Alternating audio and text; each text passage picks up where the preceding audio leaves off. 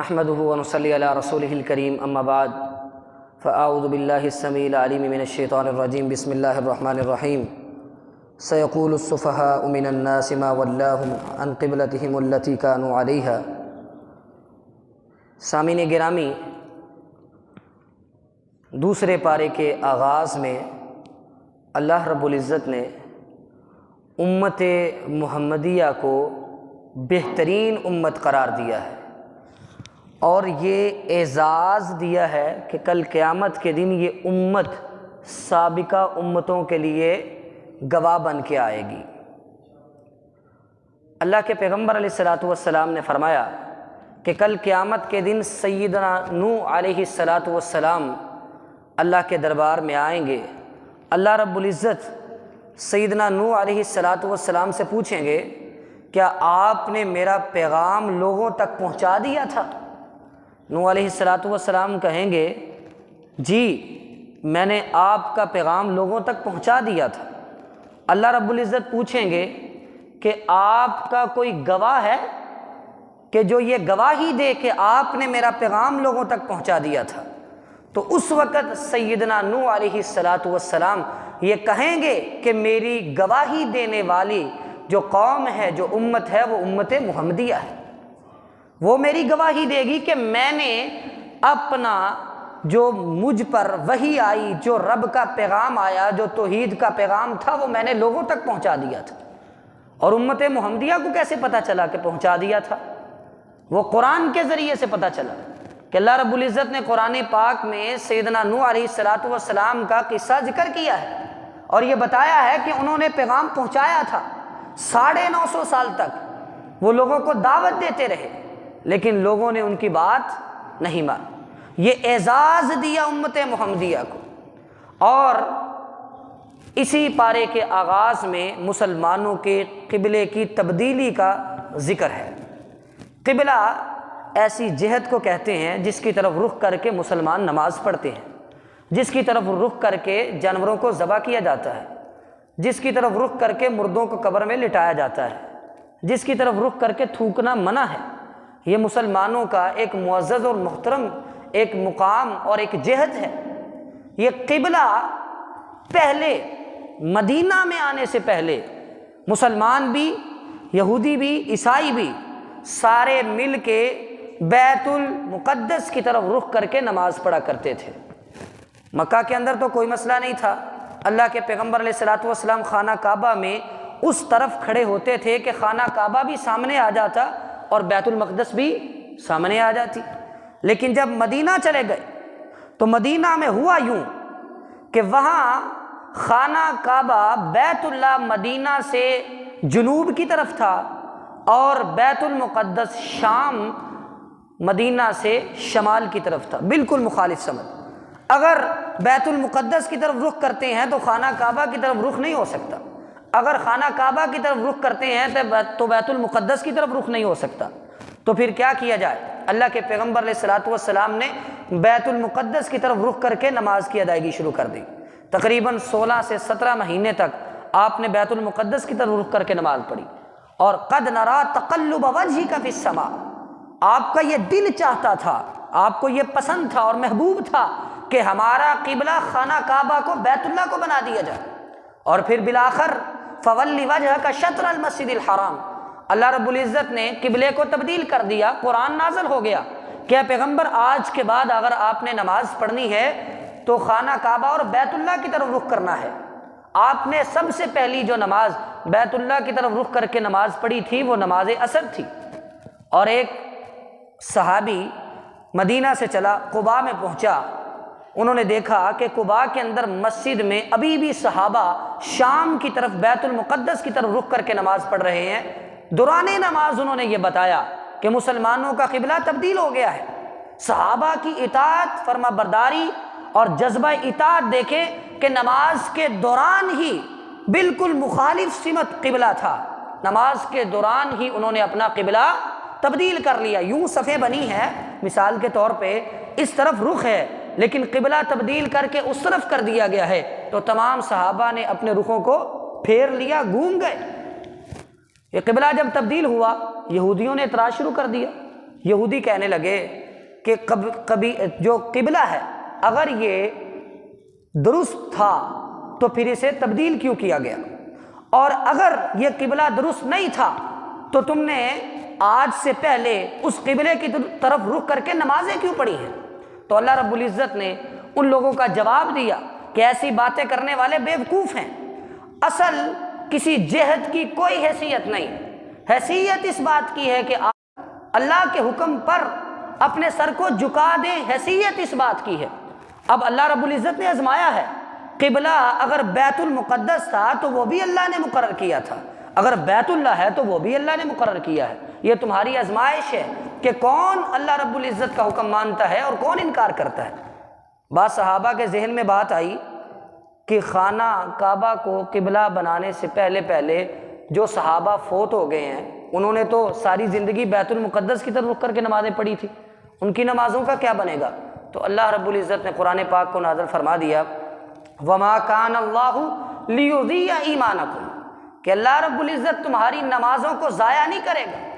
آج سے پہلے جس نے بیت المقدس کی طرف رخ کر کے نمازیں پڑھی ہیں ان کی ایک نماز بھی ضائع نہیں ہوگی، کیونکہ جب تک وہ بیت المقدس کی طرف رخ کر کے نمازیں پڑھتے رہے ہیں وہ بھی اللہ کے حکم کی فرما برداری میں پڑھتے رہے، تو ایک نماز بھی ضائع نہیں ہوگی۔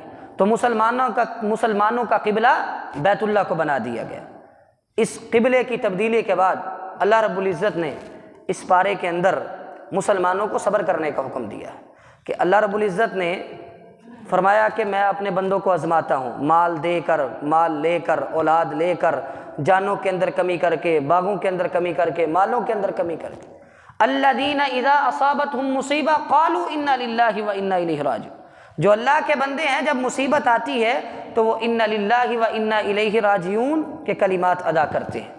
اور سیدہ ام سلمہ رضی اللہ تعالی عنہ یہ فرماتی ہیں ما من مسلم تصیبہ مصیبت فیقول ما امرہ اللہ، جب کسی مسلمان کو مصیبت آتی ہے اور وہ مصیبت کے وقت وہ کلمات کہتا ہے جو اللہ نے کہنے کا حکم دیا ہے، ان للہ وانا الیہ راجعون اللہم اجرنی فی مصیبتی واخلف لی خیرا منہا، جب وہ یہ کلمات کہتا ہے تو اللہ تعالیٰ اس کو بہترین بدلہ عطا فرماتا ہے۔ فرماتی ہیں کہ میرا شوہر ابو سلمہ فوت ہو گیا، میں بڑی پریشان ہوئی کہ ابو سلمہ جیسا بہتر خامد مجھے کیسے مل سکتا ہے۔ پھر میں نے یہ دعا پڑھنا شروع کر دی، اللہ رب العزت نے مجھے ابو سلمہ کے بدلے میں اللہ کے پیغمبر علیہ الصلوۃ والسلام خامد کی حیثیت سے عطا کر دی، آپ کی زوجیت میں آ گئی، اللہ کے پیغمبر خامد کی صورت میں مل گئے، اس سے بہترین بدلہ اور کیا ہو سکتا تھا۔ اس کے بعد اللہ رب العزت نے اس پارے میں روزے کے حوالے سے روزے کی فرضیت کا تذکرہ کیا، فمن شہد منکم الشہر فلیصم، رمضان کا مہینہ جس کی زندگی میں آ جائے گا روزہ رکھنا فرض ہے، سوائے دو عذر، بیمار ہو جائے دوسرے دنوں میں روزہ رکھ لے گا، مسافر ہے رخصت ہے دوسرے دنوں میں روزہ رکھ لے گا، اور ایسا بندہ جو بوڑھا ہے، جو کمزور اور لاغر ہے، جس کے دوبارہ شفا یاب ہونے کی کوئی امید نہیں، وہ دوبارہ کبھی بھی روزہ نہیں رکھ سکتا، اس قدر کمزور ہو گیا ہے، تو فدیۃ طعام مسکین، تو اس کے لیے حکم یہ ہے کہ وہ روزانہ ایک مسکین کو کھانا کھلائے ایک روزے کے بدلے میں۔ سیدنا انس رضی اللہ تعالیٰ عنہ کے بارے میں آتا ہے جب وہ بوڑھے ہو گئے تھے، زندگی کے آخری 1-2 سال جب روزہ رکھنے کی طاقت نہیں تھی اور بعد میں قضائی دینے کی بھی طاقت نہیں تھی، تو وہ ہر روز اپنے ایک روزے کے بدلے میں ایک مسکین کو گوشت کے ساتھ روٹی کھلایا کرتے تھے۔ یہ فدیہ ہے۔ ہمارے گھروں میں بزرگ ہیں، بوڑھے ہیں، آپ کو لگتا ہے کہ روزہ نہیں رکھ سکتے تو ان کی طرف سے فدیہ ادا کرنا ضروری ہے۔ اس کے بعد اللہ رب العزت نے اس پارے کے اندر اس بات کا بھی تذکرہ کیا ہے کہ یا ایھا الذین آمنوا ادخلوا فی السلم کافہ، اے ایمان والو اسلام میں مکمل داخل ہو جاؤ، شیطان کی پیروی نہ کرو، اللہ نے جس چیز کو حلال کیا ہے وہ کھاؤ اور جس کو حرام کر دیا ہے اس سے رک جاؤ۔ اور شیطان کا شروع دن سے حملہ اور طریقہ واردات یہ ہے کہ وہ انسان کو حرام چیزوں کی طرف لے کے جاتا ہے۔ اللہ رب العزت نے ساری کائنات میں بہت ساری چیزوں کو حلال کر دیا ہے، چند چیزیں ہیں جو انسان کے لیے حرام ہیں، شیطان پھر بھی ان حرام چیزوں کی طرف لے کے جاتا ہے۔ اب مثال سے بات سمجھے کہ سیدنا آدم علیہ السلام کو اللہ رب العزت نے جنت میں بھیجا، ساری جنت کی نعمتوں سے فائدہ اٹھانے کی اجازت تھی، ایک درخت سے منع کیا گیا تھا۔ شیطان نے یہی طریقہ اور یہی سازش اور چال چلی تھی کہ جس ایک درخت سے منع کیا گیا اسی درخت سے کھانے پر مجبور کیا۔ یہ شیطان غیر محسوس طریقے سے انسان کو ان کاموں کی طرف لے کے جاتا ہے جن کاموں سے اللہ نے منع کر رکھا ہے۔ اور اسی پارے میں اللہ رب العزت نے ہمیں اس بات کا بھی جو ہے وہ حکم اور نصیحت اور وصیت کر دی کہ جنت میں جانا کوئی آسان کام نہیں ہے۔ ہمارے لیے آج گرمی کی وجہ سے یا کسی محنت اور مشقت کی وجہ سے روزہ رکھنا مشکل ہو جاتا ہے، تھوڑی بہت بیماری آ گئی تو ہم عذر اور بہانہ بنا کے روزہ چھوڑ دیتے ہیں۔ ہمارے لیے آج اذان ہوتی ہو، دکان بند کر کے مسجد میں آ کے با جماعت نماز پڑھنا مشکل ہو جاتا ہے، کہیں میرا گاہک کسی دوسری دکان پر نہ چلا جائے، اور یہ کام بھی ہمارے لیے مشکل ہیں۔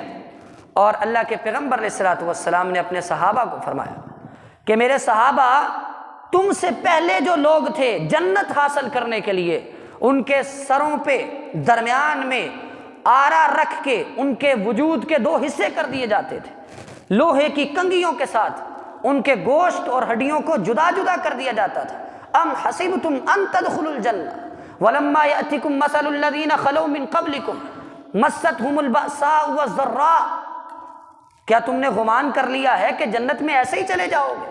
ابھی تو تمہیں کوئی تکلیف پہنچی نہیں، ابھی تو کوئی مصیبت آئی نہیں، تم سے پہلے لوگوں پر اتنی مصیبتیں آئیں کہ ان کے قدم ڈگمگا گئے، تزلزل کا شکار ہو گئے، حتیٰ کہ ان کے رسول اور پیغمبر نے یہ اعلان کیا کہ اللہ کی مدد کب آئے گی۔ تو اس لیے جنت میں جانے کے لیے محنت اور مشقت کی ضرورت ہے، آسانی سے جنت نہیں ملنے والی، وہ عبادات میں محنت کرنی پڑے گی۔ اس کے بعد اسی پارے میں اللہ رب العزت نے نکاح کی شرائط کا تذکرہ کیا ہے کہ وَلَا تَنكِحُوا الْمُشْرِكَاتِ حَتَّى يُؤْمِنَ وَلَا أَمَةٌ مُؤْمِنَةٌ خَيْرٌ مِّن مُشْرِكَةٍ وَلَوْ أَعْجَبَتْكُمْ۔ اللہ رب العزت نے فرمایا کہ اگر نکاح کرنا ہے اپنے بیٹے کا تو مومنہ عورت سے کرو، مومنہ عورت سے، مشرکہ عورت سے، گنہگار عورت سے نکاح نہ کرو۔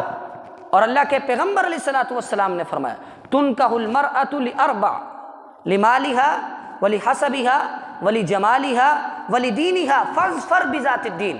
فرمایا کہ کسی بھی عورت سے 4 وجوہات کی بنیاد پر نکاح کیا جاتا ہے، شادی کی جاتی ہے۔ اس کے مال کو دیکھ کے بڑے مال والی ہے، اس کے خاندان کو دیکھ کے خاندان بڑا اونچا ہے، اس کے حسن کو دیکھ کے کہ خوبصورت بہت ہے، اور اس کے دین کو دیکھ کر کہ دیندار ہے، نماز پڑھنے والی ہے، روزہ رکھنے والی ہے، با اخلاق ہے۔ تو آپ علیہ الصلوۃ والسلام نے فرمایا فاظفر بذات الدین، ان 4 میں سے دین والی کو ترجیح دینا، اور جس کا دین بہتر ہو اس کے ساتھ نکاح کرنا۔ ایسا نہ ہو کہ آپ کی بیٹی تو دیندار ہے، آپ کسی بے دین کے ساتھ اس کا رشتہ کر دیں، وہ نمازیں پڑھنا بھی چھوڑ دیں۔ آپ کا بیٹا تو دیندار ہے، کسی بے دین خاتون کے ساتھ آپ اس کا نکاح کر دیں، آپ کا بیٹا ہی دین سے دور ہو جائے، کیونکہ میاں بیوی ان دونوں کے ایک دوسرے پر اثرات ہوتے ہیں، اخلاق کے، رہن سہن کے اور معاملات کے۔ جیسا خامد ہے ویسی بیوی بن جائے گی، یا جیسی بیوی ہے ویسا خامد بن جائے گا۔ اس لیے نکاح کے معاملے میں ایمان اور دین کو پہلے رکھنا چاہیے۔ اس کے بعد اللہ رب العزت نے اس پارے کے اندر قسم کے حوالے سے کچھ تفصیل ذکر کی ہے۔ فرمایا کہ اللہ کو اپنی قسموں کا نشانہ نہ بناؤ، یعنی یہ نہ کہو کہ اللہ کی قسم میں نے اٹھا رکھی ہے، میں فلاں کام نہیں کروں گا۔ نیکی کے کاموں سے رکنے کے لیے اللہ کی قسم نہ اٹھایا کرو۔ قسم اٹھا لو کہ میں نے نماز نہیں پڑھنی، کوئی بندہ کہے آ جاؤ نماز پڑھ لو، کہے میں نے تو قسم اٹھائی ہے میں نماز کیوں پڑھوں؟ تو اللہ رب العزت نے یہ حکم دیا ان تبروا وتتقوا، نیکی سے رکنے کے لیے اللہ کی قسم اٹھانا یہ ہرگز درست نہیں ہے۔ اور لا یؤاخذکم اللہ باللغو فی ایمانکم، قسم بھی 3 طرح کی ہوتی ہے۔ ایک قسم وہ ہے جو انسان بغیر ارادے کے، بغیر نیت کے اٹھا دیتا ہے، اس کو لغو کہتے ہیں، اس کا کوئی کفارہ نہیں۔ اور دوسری قسم وہ ہے جو انسان ارادے کے ساتھ اٹھاتا ہے، اس قسم کو اگر آپ توڑیں گے تو آپ کو کفارہ دینا پڑے گا۔ اور تیسری قسم وہ ہے کہ جو انسان جھوٹ بول کر اٹھاتا ہے، قسم اٹھا کے کہتا ہے کہ میں نے فلاں کام نہیں کیا لیکن اس نے کیا ہوتا ہے، قسم اٹھا کے کہتا ہے کہ فلاں کام میں نے کیا ہے حالانکہ اس نے نہیں کیا ہوتا، یہ قسم جھوٹی قسم ہے، اسے یمین غموس کہتے ہیں۔ اس قسم کا کفارہ نہیں، اس قسم کی توبہ ہے، کیونکہ یہ قسم کے ساتھ ساتھ جھوٹ ہے، اور جب آپ نے جھوٹ بول کر اللہ کی قسم اٹھائی ہے تو اس پر آپ کو توبہ کرنا ضروری ہے۔ یہ تیسری قسم کا کفارہ نہیں، اس پر توبہ ہے۔ اس کے بعد اللہ رب العزت نے اس پارے کے اندر طلاق یافتہ عورت کے مسائل اور اس کی عدت کا تذکرہ کیا ہے۔ عدت ایسے زمانے کو کہتے ہیں کہ جس زمانے میں عورت آگے نکاح نہیں کر سکتی، اور اللہ رب العزت نے مسلمانوں کے لیے یہ آسانی رکھی ہے کہ اگر میاں بیوی کے درمیان کوئی مسئلہ بن جاتا ہے یا موافقت پیدا نہیں ہو رہی، زندگی کی گاڑی جو ہے وہ رک رہی ہے، جدا ہونا چاہتے ہیں تو جدا ہونے کے بھی طریقے ہیں، اور اس میں جو غلط طریقہ ہے وہ الہ کا طریقہ ہے کہ انسان قسم اٹھائے کہ اللہ کی قسم میں آج کے بعد تجھے نہیں بلاؤں گا، اپنی بیوی سے جدا ہو جائے، طلاق بھی نہیں دیتا، قسم اٹھا کے الگ ہو جاتا ہے۔ تو اللہ رب العزت نے فرمایا للذین یؤلون من نسائہم تربص اربعۃ اشہر، جو لوگ اپنی بیویوں کے ساتھ قسم اٹھا کے الگ ہو جاتے ہیں وہ 4 مہینے سے زیادہ جدا نہیں رہ سکتے۔ 4 مہینے جب ہو جائیں گے یا تو وہ طلاق دیں تاکہ وہ خاتون آزاد ہو سکے، یا پھر دوبارہ اس کے ساتھ اپنا تعلق بحال کریں، اپنی زندگی کو اس کے ساتھ گزاریں۔ لٹکا ہوا نہیں چھوڑنا، یعنی قسم اٹھا کے جور ہو گیا، طلاق بھی نہیں دیتا، دوبارہ اس کے ساتھ بھی نہیں رہتا، یہ ایک مسلمان کا رویہ نہیں ہے، اسے مجبور کیا جائے گا۔ 4 مہینے تک مہلت ہے۔ اس کے بعد طلاق دینے کا طریقہ بھی بتا دیا کہ جب طلاق دینی ہے تو 1 طلاق دینی ہے۔ 3 طلاقیں دینا یہ درست نہیں، یہ جذباتی اور ایک غلط فعل، ناجائز کام ہے۔ 1 طلاق دینی ہے، اور 1 طلاق دینے کے بعد جب عدت ختم ہو جائے گی وہ خود بخود آزاد ہو جائے گی، آپ کی بیوی نہیں رہے گی۔ دوران عدت وہ خاتون آپ کی بیوی ہے۔ اگر آپ نے 1 طلاق دے دی، اس کے بعد ابھی بھی وہ خاتون آپ کی بیوی عدت میں ہے تو وہ آپ کی بیوی ہے۔ مثال سے بات سمجھیں، آپ نے طلاق دی اور طلاق کے بعد کیا ہوتا ہے کہ عدت کے دوران ہی اس عورت کا خامد فوت ہو جاتا ہے۔ یہ عورت جس کو اس نے طلاق دے رکھی ہے، ابھی اس کی عدت پوری نہیں ہوئی تو یہ اس اپنے خامد کی وارث بنے گی، کیونکہ یہ بھی اس کی بیوی ہے۔ اور ہمارے معاشرے میں یہ غلط روش ہے کہ طلاق کے بعد عدت گزارنے کے لیے اس کو اس کے ماں باپ کے گھر میں بھیج دیا جاتا ہے، حالانکہ طلاق کے بعد جب تک عدت نہیں پوری ہوتی وہ اس کی بیوی ہے، اسے اپنے خامد کے گھر میں رہ کر عدت گزارنی چاہیے، تاکہ عدت کے دوران کوئی ایسی بات ہو جائے، کوئی ایسا صلح کا طریقہ پیدا ہو جائے کہ دوبارہ ایک دوسرے سے بات چیت شروع ہو جائے، محبت پیار کا تعلق قائم ہو جائے۔ ہمارے ہاں طلاق کے معاملے بڑھتے ہی یوں ہیں، طلاق ہو گئی اس کو بھیج دیا، اور جب بھیجا لڑائی جھگڑے اور بڑھ گئے، حالانکہ عدت کے دوران وہ عورت اس کی بیوی ہے، وہ عدت اس کے گھر میں گزارے گی۔ اگر وہ عدت کے دوران رجوع نہیں کرتا، عدت مکمل ہونے کے بعد وہ عورت اس سے آزاد ہو جائے گی۔ یہ اسلام کا طریقہ۔ 2 دفعہ موقع دیا گیا ہے، تیسری دفعہ اگر یہ طلاق دیتا ہے تو اس کے گھر میں اس کو رہنے کی کوئی اجازت نہیں، اب دوبارہ رجوع کا بھی کوئی موقع نہیں۔ اور عدت بھی مختلف عورتوں کی عدت ہوتی ہے۔ جس عورت کو صحیح طریقے سے ایام آتے ہیں 3 ایام اس کی عدت ہے، اور جس عورت کے پیٹ میں بچہ ہے جب وہ بچے کو جنم دے دے گی اس کی عدت ختم ہو جائے۔ اگر آج اس کے خاوند نے اسے طلاق دی ہے، اگلے دن وہ بچے کو جنم دے دیتی ہے تو اس کی عدت ختم ہو جائے گی، وہ آزاد ہو جائے گی، اس کے بعد وہ اب کہیں اور نکاح کر سکتی ہے۔ اور ایسی عورت کہ جس کا ابھی نکاح ہوا ہے، رخصتی نہیں ہوئی، اس کو اگر اس کا خاوند طلاق دیتا ہے تو اس کی کوئی عدت نہیں، 1 دن بھی عدت نہیں، جیسے ہی طلاق ہوگی وہ آگے نکاح کر سکتی ہے۔ اور ایسی عورت جس کا خاوند فوت ہو جاتا ہے، اگر تو اس کے پیٹ میں بچہ ہے، بچے کو جنم دے گی تو عدت ختم ہو جائے گی، اگر پیٹ میں بچہ نہیں تو 4 مہینے 10 دن تک وہ انتظار کرے گی، عدت گزارے گی، اور اس کے بعد وہ آگے کسی اور جگہ پہ نکاح کر سکتی ہے۔ یہ اسلام نے خانگی مسائل، کیونکہ مدینہ میں جا کے ایک اسلامی حکومت اور اسلامی معاشرہ قائم ہو گیا تھا، تو اللہ رب العزت نے سورۃ البقرہ کے اندر جو مدنی صورت ہے، خانگی اور معاشی مسائل کو نازل کیا، تاکہ لوگوں کو پتہ چلے کہ اگر جدا ہونا ہے اس کا بھی طریقہ ہے، اگر ساتھ رہنا ہے تو اس کا بھی طریقہ ہے۔ تو یہ طریقہ اللہ رب العزت نے ہمارے سامنے واضح کر دیا۔ اس لیے ہمیں ان چیزوں کو سیکھنا چاہیے اور اسلام اور کتاب و سنت کے مطابق ہمیں اپنی زندگی گزارنی چاہیے۔ اللہ سے دعا ہے کہ اللہ تعالی ہمیں قرآن و سنت پر عمل کرنے کی، صحیح طریقے سے عمل کرنے کی توفیق عطا فرمائے۔